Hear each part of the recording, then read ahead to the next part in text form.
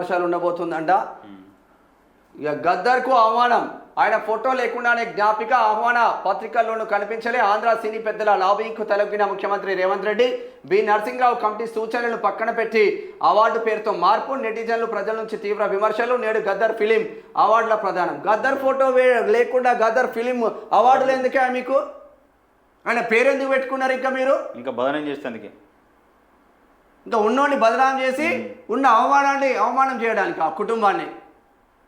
ఏం తక్కువ చేసాడు? తెలంగాణ రాష్ట్రం రావడానికి గద్దర్ ఒక పాత్ర కాదా, ఒక పిల్లర్ కాదా?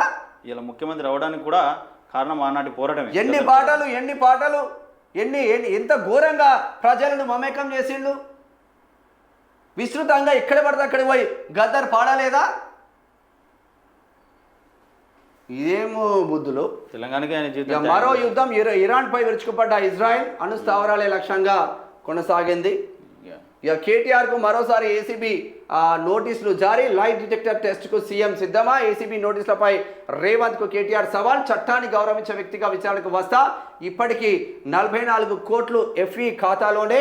ఓటుకు నోటు కేసుకు 10 ఏళ్లు పూర్తయినాయి. పరిపాలన చేతగాక రేవంత్ రెడ్డి నాటకాలు, ఇకనైనా కుటిల ప్రయత్నాలు మానుకో అంటున్నారు కేటీఆర్.